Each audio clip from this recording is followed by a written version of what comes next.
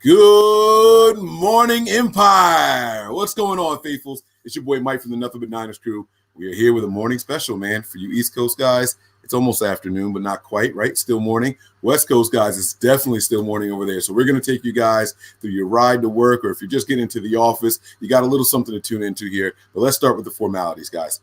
If you're on YouTube, we want to thank you guys for checking us out here. Make sure you hit that like button. We appreciate that. Make sure you hit that subscribe button. You'll appreciate that. And then make sure you turn on your notifications. You'll appreciate that even more. It's going to let you know every time we go live and exactly when we do impromptu videos and all that good stuff, all right? Guys, we have a couple of social media pages. Our Twitter and our Snapchat handles, they are nothing but 9ERS, all right? Nothing but 9ERS. So make sure you give us follows over there. We have Facebook as well as Instagram, and those are nothing but Niners. That's spelled all the way out. No numbers in there, okay? Spaces in between also. Nothing but Niners. Make sure you give us follows on both of those avenues. If you forget anything, don't worry about it. We got you covered. www.nothingbutniners.com is your one-stop shop for any and everything 49ers from us here at Nothing But Niners, okay? So you guys can go there and you can check out the podcast. You can check out the videos. You can check out the articles. You can check out the fan page dedicated to you guys for all your awesome attire and game day experiences, okay? Make sure you check that all out. If you would like to submit some of those photos of the game day experiences, your pets, your cars, your desk, if you're at work, anything that you're doing, even a subtle representation of the 49ers, if it's a tie clip or something like that, send us an email, guys, all right? Send your images through email, nb9ers@nothingbutniners.com. Again, that is nb9ers@nothingbutniners.com. As you guys know, I'm your guy, 49ers Mike _NFL, and I got my man Tony over here. He is NJ Niner fan 499. What's going on, big dog? Good morning, Mike. Good morning, faithful. Good morning, everybody in the group chat. Kind of like these morning shows, you know, fresh, you know, nice sleep, nice cup of coffee, Starbucks. Is that iced coffee over there? Oh, yeah. Starbucks cold brew is phenomenal. I got to be honest with you. I'm hooked on it, but whatever. It's not 49 related, so we're not going to talk about that. What we are going to talk about is this Rams game coming up and how important it is to, in my opinion, to get this W. We addressed the Falcon game last night. Today it's all about the Rams. Mike, what do you got? Yeah, man, there's a lot of things that we have to discuss, and we're gonna keep this thing moving here, man. I think what we should start with, though, so we're going to be looking forward, and what this is going to be about is what we should expect from the 49ers, right?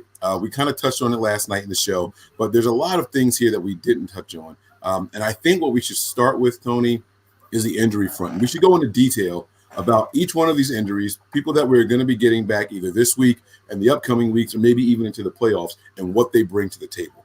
So that's where I would like to start. Okay. We can start with the most recent injuries here. We already know who's out for this upcoming game. Mm-hmm. Let's talk about these guys on this list. As of right now, the outs are D Ford, Jaquiski Tartt, Julian Taylor. Okay. Those are the three guys that are out. Let's talk about what they bring to this defense and how they change the dynamic of what the Niners do on the defensive side of the ball. Let's start off with D Ford. We spent a lot of money on him to bring him into San Francisco as a pass rusher with the plan of matching him up with Bosa if the draft fell, you know, the right way. With Kyler Murray going 1 and Bosa falling to us at 2.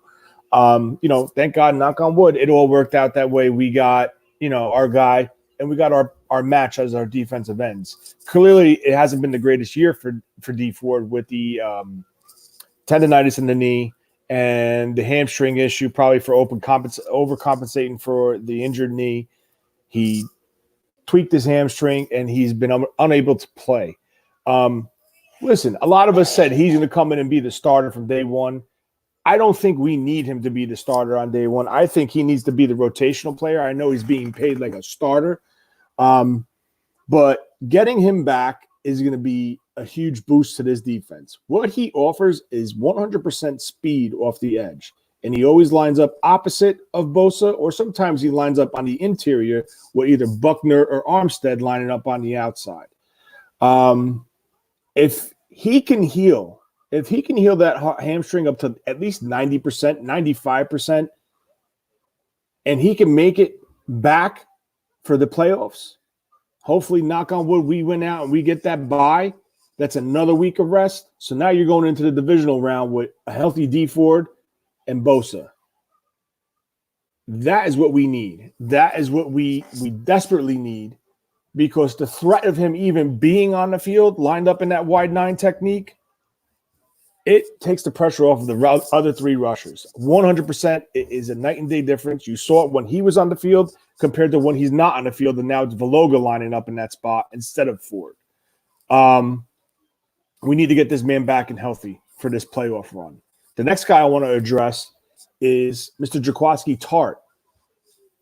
A lot of people overlooked Jaquaski Tart. I'll be one of them. I thought, he played okay last year when he was on the field, but we realized when he went out how important he was to this defense. They inserted Marcel Harris, who I think is a phenomenal inside the box line safety. He's not good in coverage. Teams are attacking him. The Saints attacked him. And I'm telling you right now, Sean McVay is going to attack him. And I hope to God he's ready or Saleh has an answer for when they attack him. It's not a knock on him. He was never known as a coverage safety out of Florida. When we drafted him in the 6th round coming off the Achilles, he is your true 100% in the box safety. Me personally, I'd like to throw 10, 15, 20 pounds on him. I'd make him an outside weak side linebacker as a depth piece because he plays the run so damn well and he will light your rear end up. His tackle, he'll hit you, he'll go for the kill, but then there's times he'll go for the kill and miss.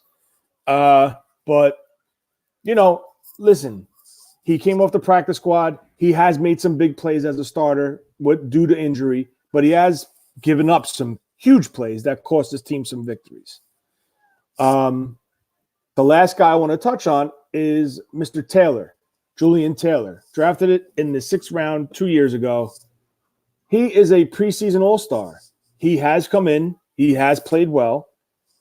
Not to the level he played in the preseason because, granted, he's not playing versus the level of players that he's facing now in the regular season. We need him for this stretch run. He is our true big piece behind DJ Jones, with him being out for the year on IR, technically on IR, with a possibility that he could come back after listening to a podcast today, but we won't go there. He's that beefy guy we need in the middle. So he practiced this week. He's out this week, and hopefully he'll be ready to roll versus Seattle because I think we're going to need him because I think Seattle, with Seattle liking to run the ball, I think they're going to attack the interior of our defense with the run game because we all know Solomon Thomas can't do it, and Mr. Sheldon Day is a good defensive tackle, but he's not known for playing the run. He's a penetrating tackle who likes to get to the quarterback.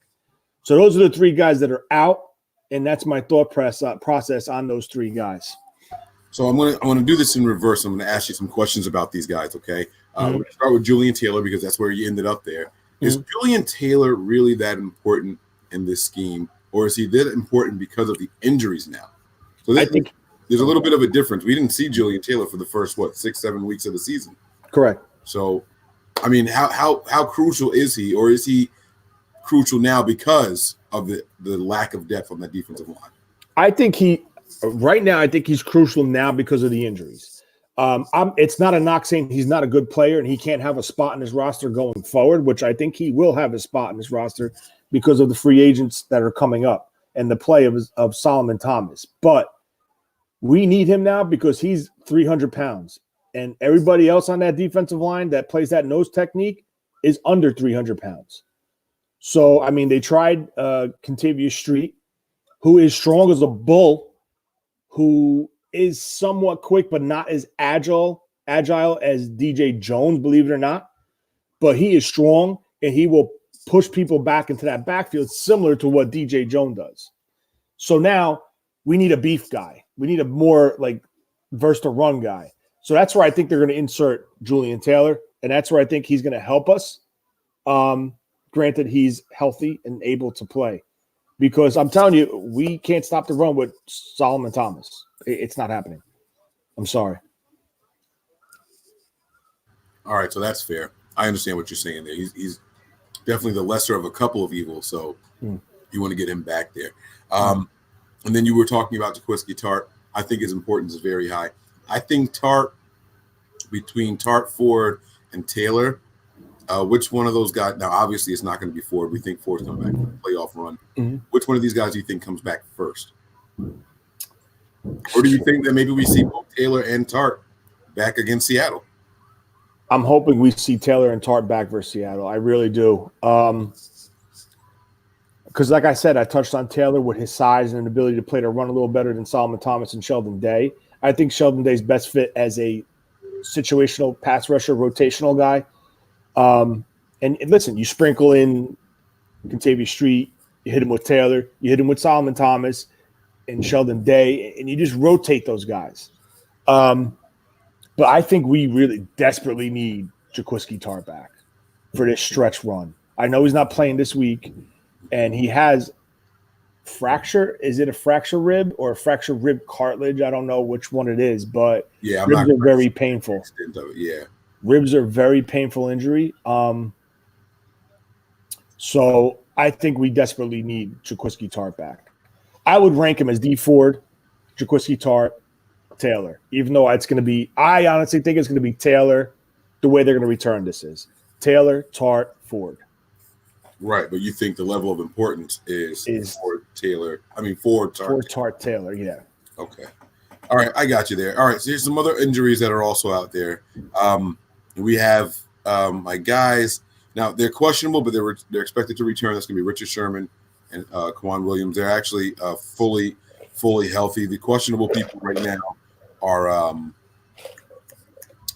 the lineman, Mike Person. Okay. So with Mike Person coming in here, and he's got this neck injury, I think he said the next guy up would be Brunskill. What are your thoughts on that? Brunskill, guard position. All right. Brunskill's a bigger offensive lineman. He's at the 6'6" range, where Person's at the 6'3", borderline 6'4" range. When Person was drafted, he was drafted out of Montana in the 7th round by the old administration, meaning Trent Baalke, as a tackle. The Niners had him in San Francisco, I think, for 3 years, and then he moved on through, bounced around the league. He played guard, center, tackle, wherever he was. He actually wound up as a starting center with the Indianapolis Colts. Right.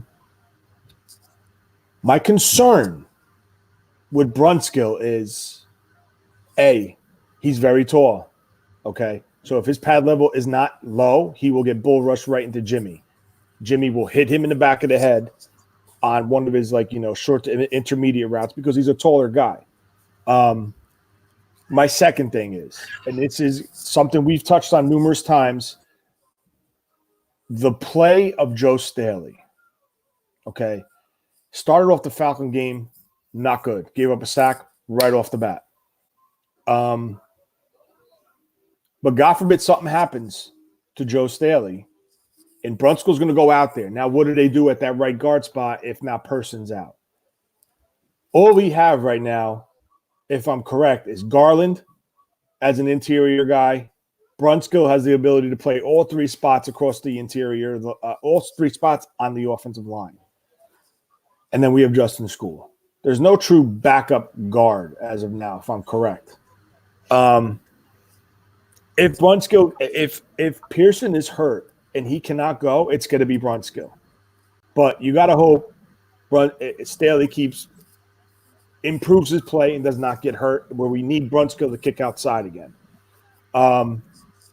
So I'm confident if Brunskill has to go in that right guard. I've seen him play in preseason, granted, to the level of his competition. But the ability that he showed to jump in at right tackle and then flip to left side and play at that level that he's played, granted, it could be Kyle scheming that helped his play. Yes, 100%. But I'm confident if he has to play the right guard spot. Just put it like that. Okay. All right. I mean, that makes a lot of sense. I like what a lot of these young men have done when their number has been called. Has the play been perfect? Absolutely not. The play hasn't been perfect from the starters. So I don't expect perfection from the backups. But these guys have done formidable jobs and against some tough competition. So I think that the moment won't be too big for these guys. I think they're all well coached. They're all well prepared. I don't know if you guys got the chance to hear when not Brunskill, the center. What's his name? Oh, my God, I'm blanking right now. Garland. Yes, thank you. I don't know if you got a chance to hear the Garland interview, but he was talking about how when there were options for him to go in, they were like, well, what was your thought process when they said, hey, you're going in? He was like, well, immediately my very first thought was, okay, is Richburg okay? You know, he wanted to know if Richburg was going to be all right. And then they were like, all right, when it was time to go, he goes, I prepared for this game just like I prepared for every other game. I'm ready to go. You know, it's time for me to get up, time for me to pick up and get going. And I'm going to do that. He was like, so, you know, I wasn't, you know, worried about having to go in there. I was prepared. I was ready. And that speaks to the mindset of these guys, you know, especially when you know someone that's ahead of you is making so much money. You know how much this team likes them, but he was prepared. It was, is he okay? That's my guy. All right, let me go in here and work. And, you know, you saw it. You saw how anxious he was when he got in there. His eyes were huge, and he's ready, and he's reading the field and everything. And I think he's done a formidable job, and I think the same thing will go for the guys that have to come up afterwards in the pinch.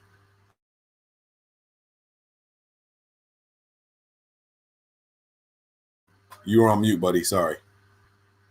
Oh, I'm sorry. Yeah, Garland, listen, it's not like Garland came off the street and had no experience playing. Garland was a starter with the Atlanta Falcons with Kyle Shanahan. He bounced back and forth between center and guard due to injuries in Atlanta. I'm not worried with Garland as a run blocker. What I'm worried about is Garland as a pass blocker. And it's not because of his I think if he's going to do good, it's because of this system, because how they move their offensive line, how they do their pass protection. They'll slide their whole – I mean, I've seen it several times where you'll see Juszczyk motion from – all right, if the tight end's to the right, he'll motion from the left side in a weak backfield formation to the right side. The offensive line will slide their protection to the right and push all the linemen to the right, and then Juszczyk comes around the back of the formation and sets up as a pass blocker on the left side, kind of like – filling in where Joe Staley was because the slot line stood to the right. So it's all scheme. I think Garland's going to do okay. But what I'm nervous about is, listen, he's facing top quality interior linemen. The tackle for Atlanta, I forgot his darn name, but he had one hell of a game. And going back and watching it, it was not all 100% on Garland. It was on the outside guys, the guards, whether it was Tomlinson or Person. But now you got to ask this question. If Richburg was in there, because they played so many games together, it's week 15? It's up to week 15, and they played these games together. Now, if he was there, would they have had the issues with the protection on the inside? Because they kind of know. They have that mesh. They have that gel between the three of them. So maybe Garland in Person or Garland and Tomlinson possibly were not on the same page communication-wise and knowing how to help the guards in certain plays. And I think that could be it. And I think part of the game plan last week was to get those three interior guys on the same page, whether it was run blocking or pass protection. It didn't work in the pass protection. I think it did pretty darn good with the run game.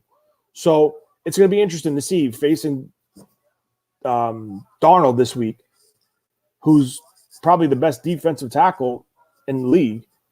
It's going to be interesting how they adjust and play versus him. Yeah, I can't wait to see these game plans, and that's something else that we're going to get to here. Are there any other players that we haven't discussed that you are looking forward to coming back later on? Later on, meaning what, to that tomorrow's game or? Nope, Seattle or into the playoffs. Okay. Other than people that we discussed already. Okay. I know the big talk of 49ers Twitter right now has been Quan Alexander. Yeah. I'm going to leave the one guy that we talked about earlier for you because, you know, you heard it first. I'm not going to take it from you. Mm-hmm. But like you just said, the one name, Quan Alexander. Everyone's talking about this guy, how he's going to come back. Listen. He came back early from an ACL tear, okay, and he looked phenomenal. An ACL tear, in my opinion, is 100% agility, 100% speed, is a lot more tougher to come back from than a pectoral tear. All right, they could sling his arm where it doesn't move certain ways, but the Niners have a lot of money invested in him. I'm not saying he's coming back this week. I'm not saying he's coming back next week. The talk is that he could possibly come back if they go NFC Championship, possibly Super Bowl. Now, I would love to hear what Dr. Chow's opinion is on this. I don't know if someone reached out to him on Twitter, not us, meaning us, but like other fans questioning that. But I don't know, man. The guy came back a lot quicker from the ACL. I mean, there's a possibility he could come back from the pectoral tear, but I mean, do you want to risk this guy potentially missing the beginning of next season if he does more damage to it? Yeah, it's a good point. And so like I said, we clarified it a little bit on the air last night where he was talking with Kendrick Bourne, and Bourne did an interview saying that he was saying if we made it to the big dance, talking about the Super Bowl. And even then, that's pushing it. Shanahan also acknowledged it. He said, we won't rule it out, but that's definitely pushing it. So I don't think he's going to return this offseason at all. Even in the postseason, I don't think he's going to come back. A player that I do think that may return. I was listening to the Tim Ryan show on KMBR, and him and Greg Papa were talking on this guy, and I never even considered this. DJ Jones. We know how important this guy is to our defense. We know the run game, even in the pass game, when he's in there and they call a pass play, he's a destructive force in the middle of the field, the middle of that defensive line. He eats up two guys well, and he knows how to shed blockers and all that. And, he's quick off the snap. I really like DJ Jones, and he had the high ankle sprain. He's been out for, 2-3 weeks already now, right? And it's 2 weeks already he's been gone. This is a 6 to 8 week injury. We're looking at he could return potentially in the divisional round if we get that bye week. That is, the ideal time for him to come back. Maybe the week after that for the NFC, the championship round there. And then you get the bye week, and then you get the Super Bowl. DJ Jones is somebody that the 49er fans, I know they're talking about Quan, but they should really, really be talking about DJ Jones returning, coming back off of IR. If it's not going to be an offensive weapon like a Jalen Hurd or a Trent Taylor, if it's not going to be one of those guys, and I think they've unofficially been ruled out, I don't see why it couldn't be. DJ Jones. What are your thoughts on that? Because we have one spot open, and clearly with the injuries that we suffered to our secondary, for some strange reason, they're not pulling Verrett up. So there's got to be something that they know or something they believe that could potentially help this defense more than what Verrett has to offer. So, but the only thing I just want to try to find out is, I don't know if anybody knows this, is there a deadline where you would have to pull these guys off the IR and put them on the roster once the season ends? Could you do it in the playoffs? You can bring guys back in the postseason. I don't know if you remember a couple of years ago, the Patriots did that with Gronk. He missed the end of the regular season, and then he came back during the postseason. Now, my thing is, I don't know if he was officially on IR or not, but I do know that Gronk was gone, and then they brought him back in the postseason. But they were talking about that on that show. And he said it straight up that, there's no rule that says you can't do it. It's a certain amount of time, and once they can be brought back, they can be brought back. So I'm excited about that. DJ Jones is one of the guys. I mean, I you guys know my excitement about Jalen Hurd already, but I don't think he's likely to come back. And working out rookie kinks in the playoffs is probably not the place to do it. So I would go with the proven guy, the DJ Jones, someone that's going to come in here and really work the field and, do what he needs to do. It's not impossible for him to come back from IR. And especially with a back injury, you don't want to mess with that. Look what happened with Trent Taylor. He had a back injury. He had surgery. He came back. In reference to Hurd. Yeah. So you don't want to rush a back injury. Yeah, you're absolutely right. What about someone else that's on IR? Maybe that the Niners should look at bringing back. Is there anyone else that got your attention? I mean, the only real guy, Verrett, when they went down, okay, when they were this week, they chose to sign Dante Johnson. Mm-hmm. Okay, you have Verrett, a one-time Pro Bowler, who this team took a shot on a 1-year, $3.95 contract, $1 million contract. Okay, and listen. You can't question that guy's potential. He has potential, but unfortunately the injury's been biting him in his rear. So it's kind of like, all right, like I just said, do they know something with one of these two guys of a bigger need? Like, do they know? Like, are the trainers Ben Peterson in his ear saying, listen, keep your one spot. There is potentially a chance that Kwan can come back or DJ can come back. So don't jump the gun. If you want to wait till week 17, we'll wait till week 17 and we'll make our decision then to bring somebody back. You don't have to bring back that second person, but at least they know it's going to be available if they chose to. Well, all right. So let me go down this list. You tell me the injuries if you remember what they are. Mm-hmm. And let's see if there's anybody that we might be able to bring back. Mm-hmm. There's what, 16, right? I think. I'm not sure how many are on this in particular. So I'm going to read here, but we'll go through them. Jalen Hurd, Trent Taylor, Marquise Goodwin, Jerick McKinnon. I'm going to come back to him. Garrett Selleck, Weston Richburg, Andrew Lauderdale, Sean Coleman, Jason Verrett, Tim Harris, Quan Alexander, Ronald Blair, E.J. Jones, DeMontre Moore.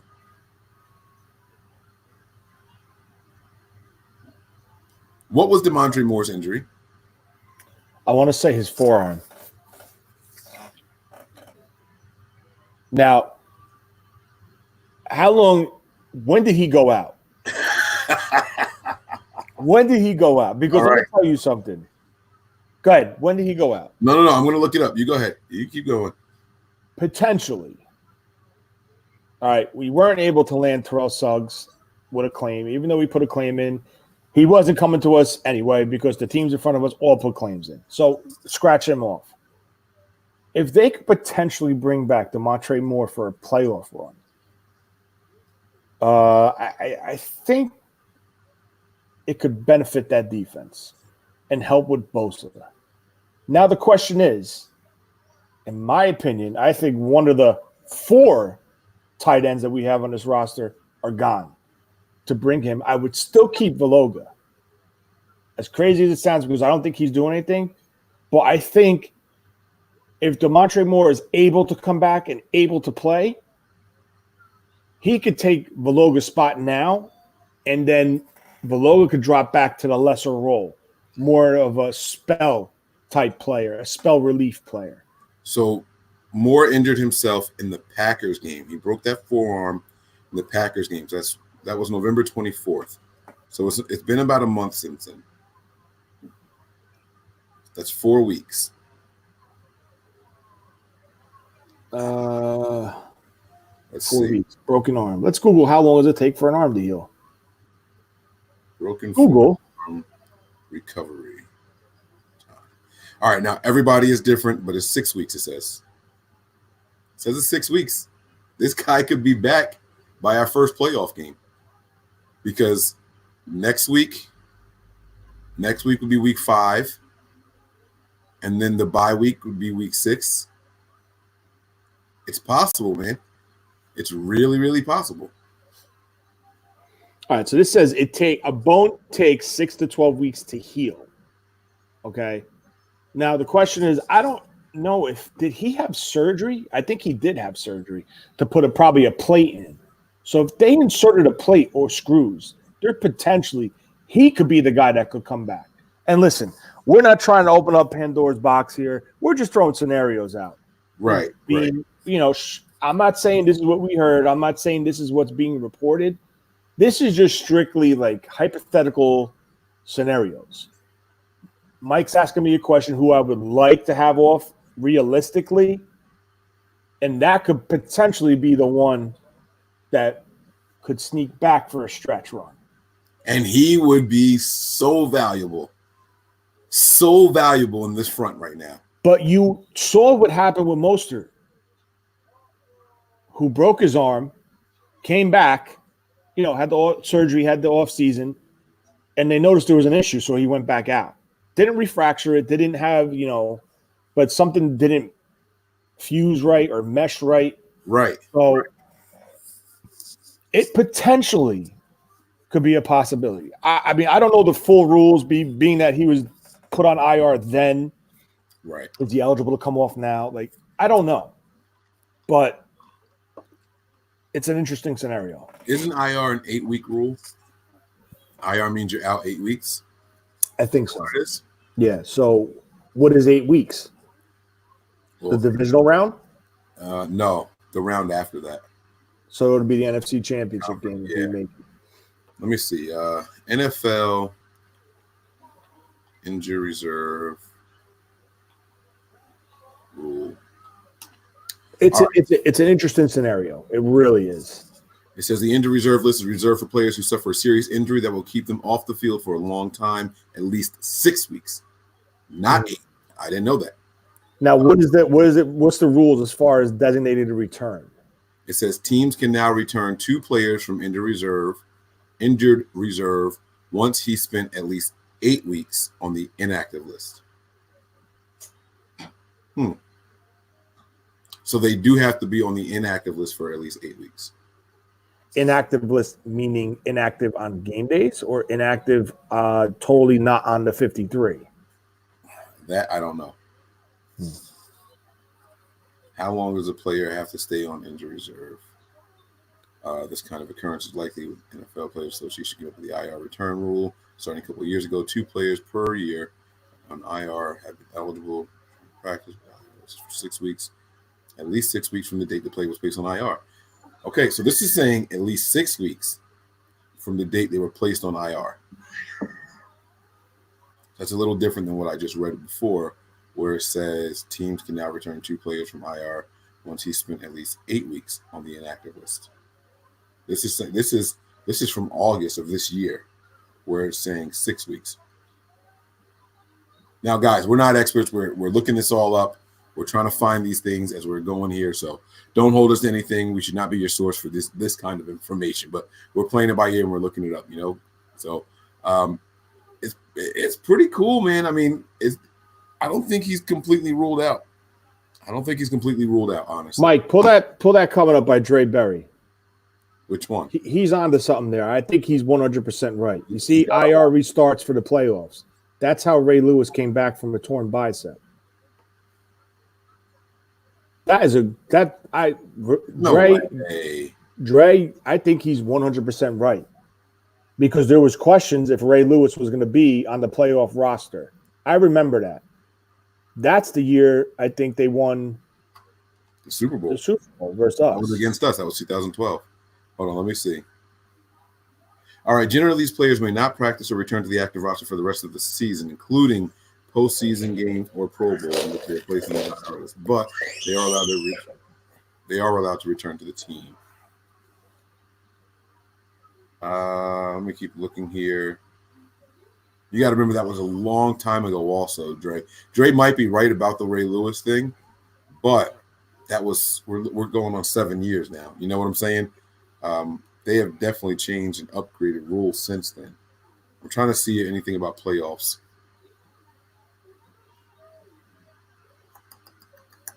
All right, here we go. This is the actual, oh man, this is going to be big. This is the 2019 NFL rule book for the entire NFL. Let's see if I can find the word playoffs or IR on here. Oh, it's a download PDF. This is going to be huge.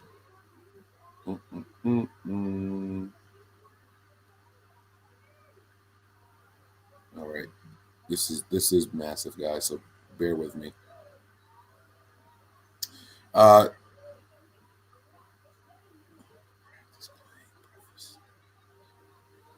This is a weird little interactive link this is here, Tony. This is kind of crazy.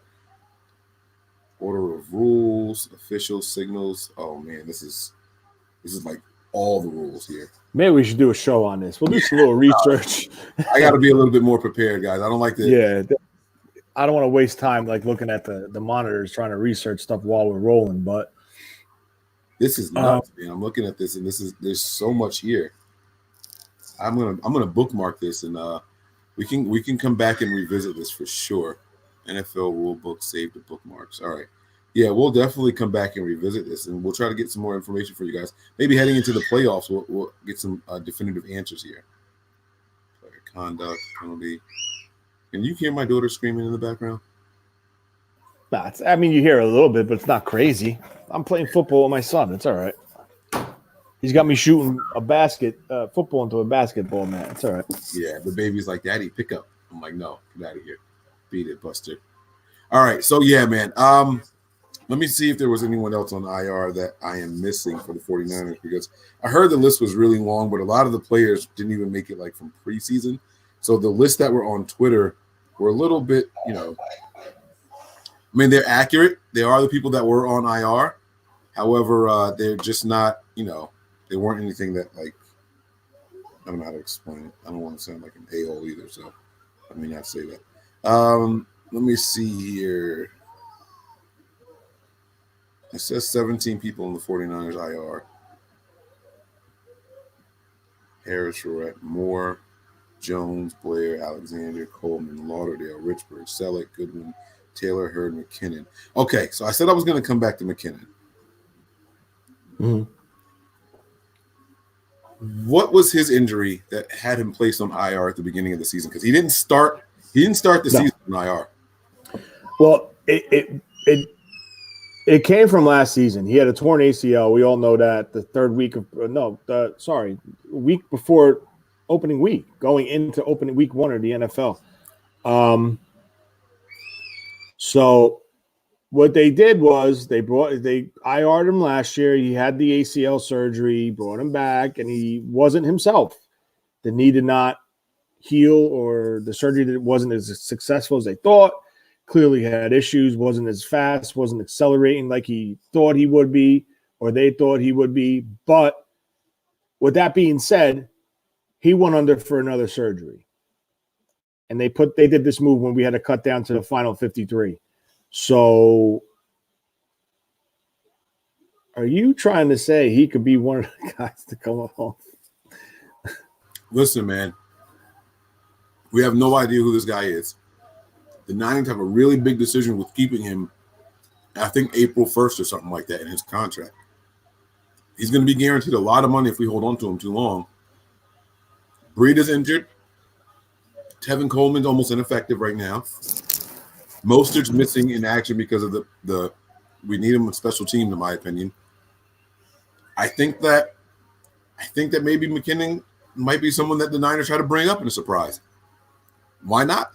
Yeah. If Moore can't do it, and I don't think Alexander's coming back. No, I don't think so either. I think it would be too much risk in that. There's way too much risk in that. DJ Jones, it would be the one guy DJ Jones is probably the guy I want to come back the most. No, Alexander would be the guy I want to come back the most, but he's not coming back. So now we're talking about the realm of possibility, right? Reality. DJ Jones would be number 1. Moore would be number 2. And not that I want to see him, because you guys already know how I feel about him, but McKinnon. Oh, that's right. Logan, good call here. Great comment here by Logan. He was put on IR. He never made the roster, so he's not eligible to return. Okay. It's a really good point. See, I almost went on this long-ass rant. It was already too long. Good job, Logan, there. Good call, man. That is absolutely correct. So, good for him. All right. Let's talk about a little bit of scheme stuff really quick, and then we'll get out of here because the time is running, and I don't want this to be a really long show.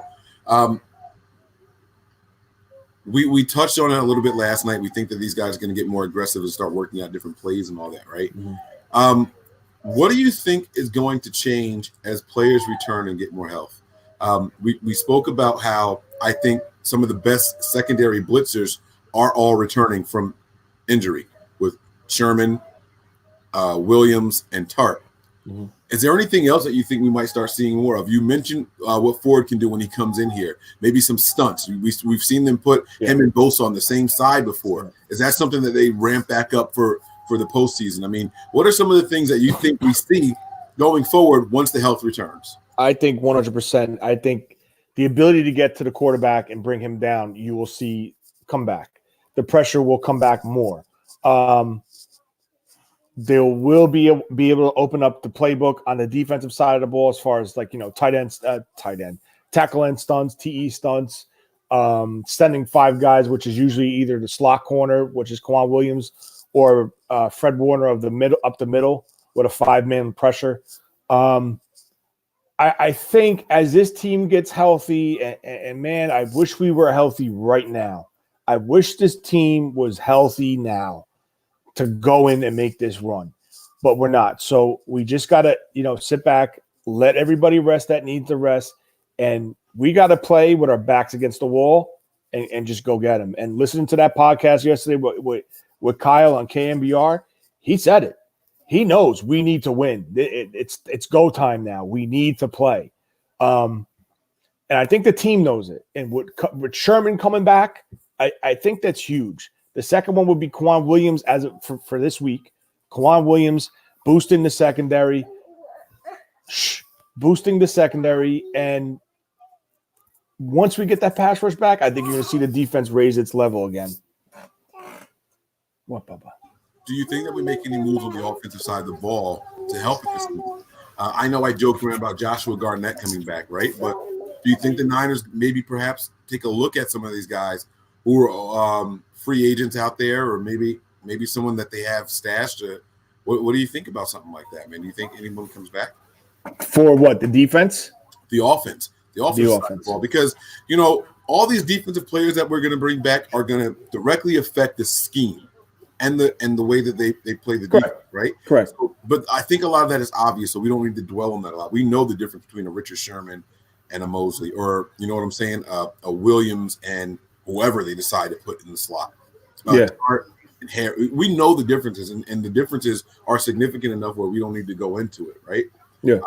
A D Ford versus anybody that's filling in over there on that other side, and even just what D Ford's body and his limited 20 snaps a game helps out with the rotation. All of that, we all kind of understand that because we've seen that all year. It's less about schematics and just more about what we've seen. It's less about schematic changes and more about what we've already seen these guys do, right? Mm-hmm. We might start getting back to the early season success that we had on the defensive side of the ball. But taking it to the offensive side of the ball, there's not a lot of help coming in. And the offense, it's rough to call them healthy, but from the skill position, they're pretty healthy from anybody that's been contributing. I know that Marquise Goodwin is out, but he has not been a contributor all season long. I know Pettis is out. He has not been a contributor all season long. He was active last week, Pettis. Yeah, he was active and didn't get a single snap. Yeah. No, I'm just saying it's not that he's out, but he's active, but coach's decision not to play. Right. So my point is, it's not like we're looking for guys to come back and help from the offensive side of the ball. How is Shanahan making changes? What are we going to see ramp up in the coming weeks as they prepare for the postseason? And is there anybody that you think that they should maybe be targeting that's out there to come in and help? Maybe is there another offensive lineman? I don't think they do that. And I know where you're going with this, with a certain individual, but I don't think they're able to plug and play a guy that has not played in the system. It took this line to learn this system a long time. It took this team to gel and mesh with the pass protection, the run game, the receivers on the routes, the backs on the pass protection, the backs on the routes. Everything takes time in this system. It's a complicated system. We knew this from day one. So in my opinion, unless they go and grab like a Najee Toran or someone that is a free agent that played in the system, they could even pull up Ross Reynolds off the practice squad as a depth piece if Person is going to be out. If they come back and say, listen, he's got a bulging disc in his neck, he needs surgery, he's going to be out for the year, then they better make a damn move to elevate one of these guys to get them on the field and start going off the practice squad. But I don't think right now Kyle has in his head to add a piece to the offense. They could potentially add a piece to the defense as in the front line, because that's more of a plug-and-play scenario. See ball, get ball, go after the quarterback and get him. Sit down. That is that the iPad wore out, I guess. That is your best, free agent addition is on the defensive side of the ball. Offense, I think Kyle has a game plan. Kyle has a plan intact, and he showed it where what they did versus the Saints. And we talked about this last night. So I think Kyle is going to trust his scheme, and the pressure is going to be more on him than the players to perform during this stretch. I saw this tweet, and I was cracking up. It's a picture of Tom Brady and Lamar Jackson like greeting, middle field following the game, right? And they said this is the leading yards per scramble quarterback. This is the leading yards per scramble quarterback, and then he's here with Lamar Jackson, right? And I thought that was the funniest thing in the world because I'm like, yo, they're telling us that Brady scrambles the ball really well. And I went and looked at there's another one of those tweets where they have all these plays where it's 4th and 6, and the Patriots send everybody out because Tom Brady's not a scrambling quarterback, right? They send everybody out. It's 4 or 5 man pressure, and Brady takes off for 17, 18 yards easily. And the slowest, longest 18, 20 yards you're ever going to see on the field, but he did it over and over and over again, right? So here's my thing. Do we see Jimmy Garoppolo start to use those legs more going into the postseason? Say hi, Aunt. Say hi. Can you hear her saying hi? Yeah. Say hi. Say hi. You knucklehead. Yeah, potentially you could see. You're going to see. Listen, you saw what he had, the plays he called to win that game versus the Saints, and you heard him in the press conference. I felt I had to go deep to get this victory. I felt we had to really go and let everything show and do it. I got news for you. There's more. There's more to come. Mm-hmm. I promise you. You're going to see stuff versus Seattle that you didn't see when we lost to them with the field goal. Kittle's in play. Sanders is healthy. You're going to see this offense, in my opinion, take that next and final step to make that. What else is going to be a big difference? No. You know what else is going to be a big difference in that game? The tackles are healthy. Yeah. They weren't before. Remember, they got worked by Clowney. Yeah, well, Joe Staley got worked by Vic Beasley too, so it's okay. Hopefully another game, and then another game he'll be back to But Clowney don't have – I'm not even sure if he's going to play, but Clowney won't have that kind of game against McGlinchey again. McGlinchey has stepped it up big time since that game. I could swear I read something. He was a top 5 tackle, right tackle. I don't know, but I will say that since that game, he has turned it up a significant amount. He has been very solid, and so that lets me know that it's just a completely different ball game. Yeah. Give him my hat. It's a whole different ball game. It's a different animal now, and those are the kind of things that I'm looking forward to seeing. And I want to see Kyle Shanahan get creative. I want to see Kyle Shanahan do very simple and basic things in a complex way. You know what I mean? I think you back to the basics this week. I think you're going to see him start showing his hand, the run game, run, bootleg, action, like all that stuff. It's going to start coming. And then when Seattle comes, they're going to be like, oh, okay, they're going to hit us with the play action, with the run right, the zones, the reverse, the sweeps. And then he's going to get – you're going to see that. How many times did you see 5 wide in this game versus Atlanta? I didn't see it a lot. If you saw it 5 times, it was we literally couldn't have seen it because we only had 5 receivers and – I'm talking 5 wide, meaning the tight end, the back's out, like 5 legit, wet, like eligible receivers, not 5 wide receivers. I seen it maybe 5 to 8 times. That's it. Seattle, you saw it every other damn play.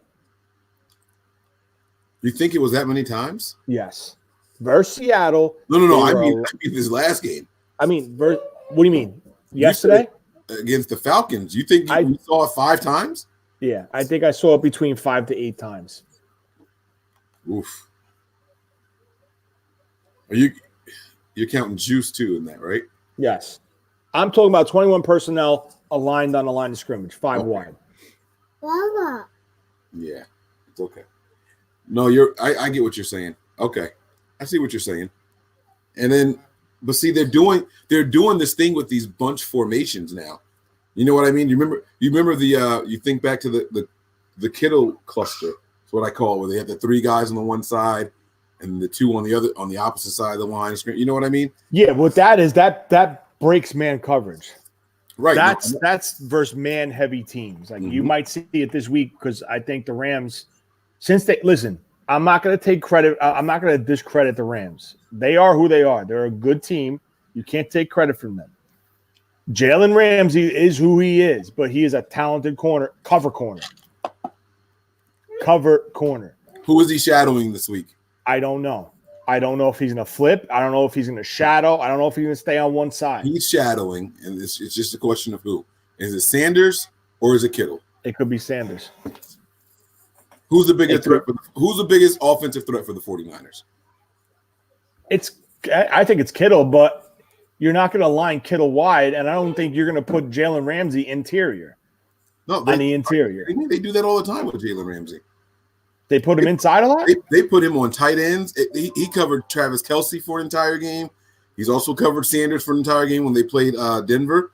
He covered Gronkowski in the postseason. Not in the postseason. In the regular season, like that's what they do with him. Yeah. Ramsey. Oh no, it wasn't the postseason. I'm sorry, it was a postseason. That was when he was with Jacksonville. They put him on the best offensive weapon, and that's your guy. Go get him. Mommy. No, mommy's not watching. But with the addition of Ramsey and what's that kid's name? Tyler Rapp from Washington, the second round pick they had. The secondary play has improved. All right. But they didn't see the Kittle and the Sanders that they're about to see. But I'm not going to say flat out, I'm flat out disrespecting them, because anytime you have a defensive tackle with the capability of Aaron Donald, and Jalen Ramsey as your corner, it's a hell of a combination, isn't it? It's good. I mean, that's a good defense. You have an aging Clay Matthews who does show the ability to still apply pressure. He's not what he used to be, but I think Kyle, if he has to go man up or go in coverage in a zone, I think Kyle could pick at that. Is Roby Coleman healthy? Huh? Roby Coleman? I don't know. Is he healthy? I don't know. I didn't see their injury report, but I think Kyle's going to pick and choose his battles. And I think he's going to target, if Matthews has to go in coverage, I think he's going to target Eric Weddle a little bit. And I think he's going to test this kid Rapp out. But overall, I think you're going to see Kyle get back to the fundamentals. I think he's going to try to build the continuity of this offensive line between Garland Tomlinson and Garland Person, if Person plays, to get them going on the inside as far as pass protection. So you're going to see the 5-step drops, the 7-step drops. You're going to see the action rollout. You're going to see the run game on the zone blocking. You're going to see all that to get them reps, because the only way, I don't care what anybody says, you could line up in practice and do 50% thud. You could do walkthrough. It's not in-game experience. This is Garland's second start at the center position, and he needs all the reps he can get. So I think you're going to see Kyle work with them on the interior and pass protection and run game. So when it comes time to playoffs, Kyle could really open up that book and throttle up that offense. Yeah. I'm excited to see this game this Saturday, man. This game is going to be a lot of fun. It's going to be very telling. I think it's time for the offense to help the defense here. Correct. I think it's time for some clock control, effective drives, not just keep the ball away from them, get points. I think it's time to see that. Kyle Shanahan has to know that his secondary is banged up. He has to know that his pass rush is banged up. And that means that you have to control the ball a little bit more. And I'm looking forward to seeing that happen this week. Yeah. So, final words for you, man, and then we're going to get up out of here. Listen, this is a big game. I don't care what anyone says. This is a big game for the 49ers. And in my opinion, I think their playoff starts now. Their playoff stretch and their playoff preparing time is right now. They got to go out. They got to beat the Rams. I'm not saying they need to put a whooping on the Rams. I'm not saying they need to hang a 50 burger, which I don't think they are, because the Rams do have a good defense. And our defense is not 100% healthy yet. But I think the 49ers are going to go out and beat this team. They have to. They can't perform the way they did versus Atlanta. If they come out flat like that, low intensity, and Kyle does that basic crap, very vanilla offense for whatever reason he feels he needs to, it's going to be a long day for the 49ers.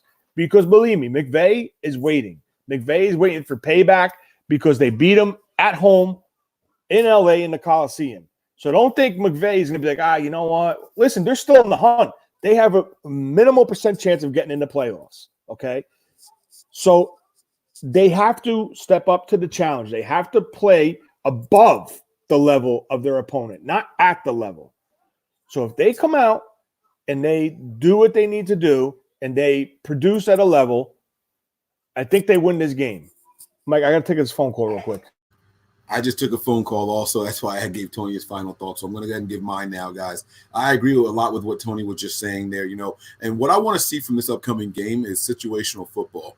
Not saying that I want the Rams to be a good team or look good against us, but I would like for the Rams to put us in some situational football where we have to see the 49ers execute, not just go out there and romp these guys. I don't want to see another blowout like we saw against the Packers or even against the Panthers, right? I want to see this team we need a stop. Let's get a stop. We have to get a first down. We have to convert. We have to keep the time running. We have to eat up some grounds.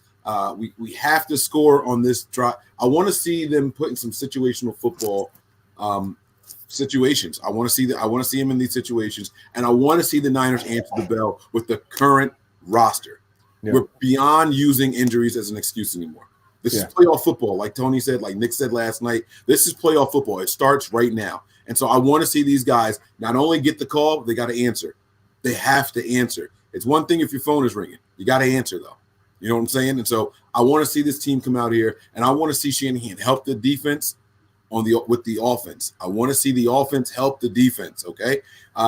Everyone's complaining about turnovers. I told you guys, I think it's a cheap out. I think it's a cop-out because we're not intercepting the ball. The team is getting turnovers. All right. If they can pressure Jared Goff, the turnovers will come some more.